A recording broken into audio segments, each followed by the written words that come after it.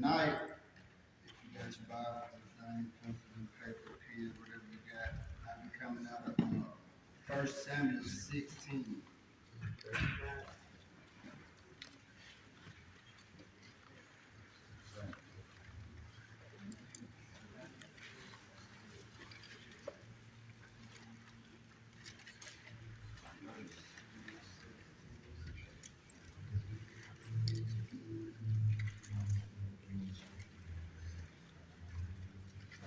And I'm going to just go ahead and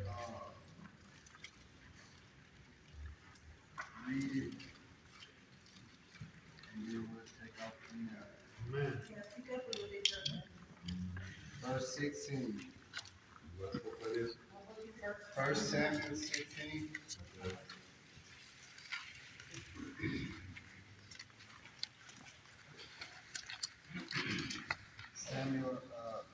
Samuel anoints David. Amen. Okay.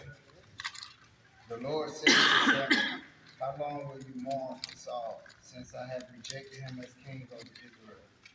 Fill your horn with oil, and be on your way. I am sending you to Jesse of Bethlehem. I have chosen one of his sons to be king.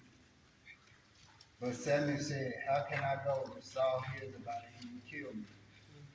The Lord said, take a heifer with you and say, I have come to sacrifice to the Lord. Invite Jesse to the sacrifice, and I will show you what to do.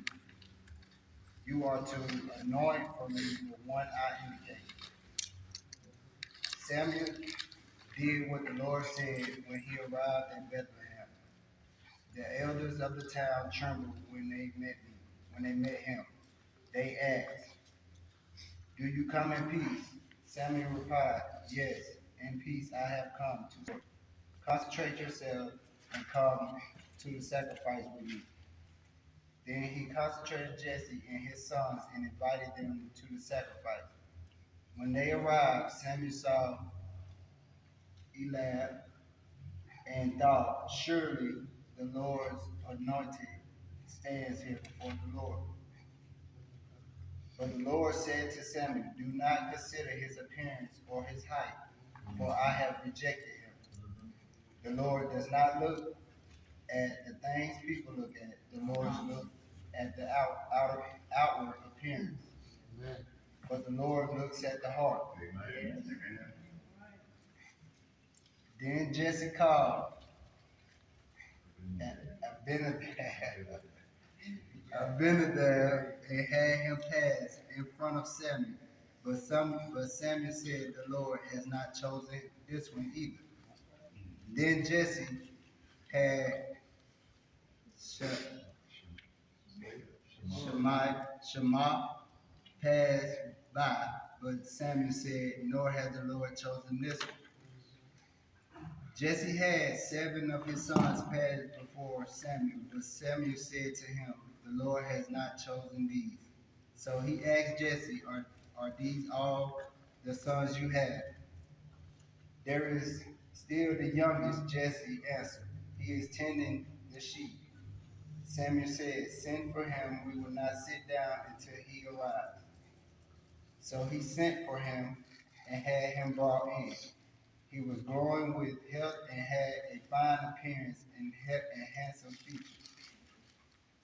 Then the Lord said, rise and anoint him. This is the one.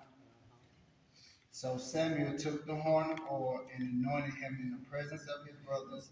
And from that day on, the Spirit of the Lord came powerfully upon David. Samuel then went to Ramah. And I'm going to stop right there. Okay.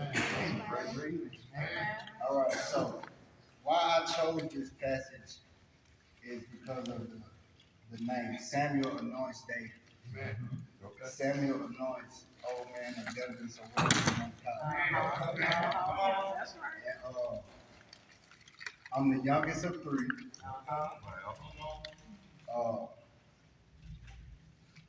Really, I feel like David because people didn't or didn't believe in my calling. Some say it wasn't real. But I believe when God has his hand on you, nobody can do anything God. I know that's right. No matter what you got That's going right. on, God will ordain whoever He wants in the midst of the That's mess. right. Like He did David. Yes, he will. Come on. Come on. That's right. All right. So when Samuel anointed David and he poured it on his head, and I always thought why people pour the oil on the head. Okay. The significance of pouring oil on the head is regarded as health and comfort, as a token of honor, and as a symbol of concentration. David had two sins, murder and adultery. He spent the rest of his life regretting it, but he did not plead for forgiveness. Eventually, David received the assurance that his soul would be delivered, but this insurance could not be restored. The blessings he had lost, they were gone forever. The story of David teaches me to stay close to the Spirit. The importance of the Holy Ghost in its role is helping us to make good choices. Man, you done good. A good start isn't enough for David. David was foreordained to accomplish great things. That's right. And on the side, if you don't know what foreordained means, it's being determined or in advance. Okay. As a young man, he had great energy, enthusiasm for the Lord, but foreordination is no guarantee. It is an opportunity that depends on faithfully living the gospel. Faithfully living the gospel.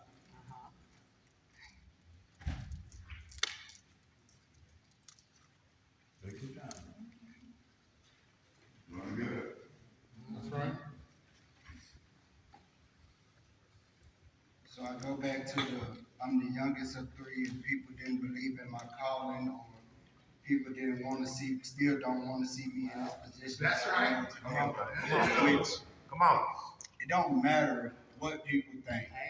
Amen. As long as you do what you're supposed to do and know that you got God in your life, nothing can stop you, and the doors will keep opening. Amen. And as a young man, I'm only 27. I see things different now. Come on. I don't see things how they was before, or how I was in the street. How David was tending the sheep, I was tending the street. That's right. Good. Come on. But now that I'm in the Lord's house, All right. and now I'm tending the sheep, Well, come on now. I'm going to press forward. That's right. Yes. So I heard this, and I'm gonna read it to you, and then I'm gonna give you my phrase on it. Abraham was old, Elijah was suicidal, Joseph was abused, Job went bankrupt, Moses had a speech problem, Gideon was afraid, Samson was a womanizer, Rahab was a prostitute, Samaritan woman, she was divorced, Noah was a drunk, Jeremiah was young, Jacob was a cheater, David was a murderer, Jonah ran from God, Naomi was a widow, Peter denied Christ 3 times, Martha worried about everything, Zacchaeus was small and money hungry, the disciples fell asleep while praying, and Paul the Pharisee who persecuted Christians before a coming one. So God has a history and has always had the thing for choosing imperfect, flawed. Right. That's what he does. That's what he does. So, I mean, it really is come up to time and time again in the Bible, but why? Because he's perfect when we are imperfect. That's right. He's pure when we are impure. Amen. He's whole and complete when we are broken. Yes. He is strong when we are weak. That's right. And through our lack, he shows how he is able to work all things together for good to those who love him. Amen. He is able to do exceedingly and abundantly more than we can That's ask right. or think. Yes. Yes. David didn't know Goliath's strength because he already knew God. Nothing you are facing today is stronger than God. Amen. You're growing up right there. Teaching All good. right. Teaching good. Pray like, I can't get his name back. Take your time. I know it just won't come out right. Come on. That's all right. Pray like Nehemiah. Obey like Daniel. Lead like Moses. Build like Noah. Fight like David. Serve like Martha. All right. Believe like Mary. Educate like Paul. Protect like Peter. And love like Jesus. That's right.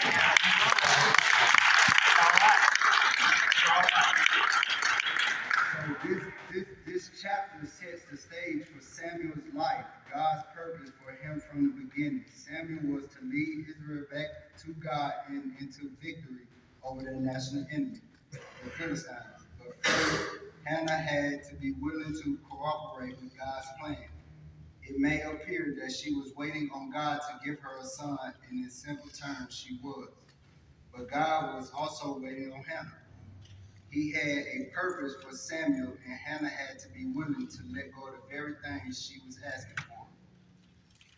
When in desperation, Hannah made her vow, and it was clear she was ready. Eli was there to reassure her that God would answer her prayer. So, becoming a pastor, I had to set some things aside, and I had to know what I was asking for and what I was getting into. Come on. And the things that I do is not for a show. I don't want a pat on the back or things like that, but it's okay. Come on. Because I know God has his hands on me and he's leading me the right way.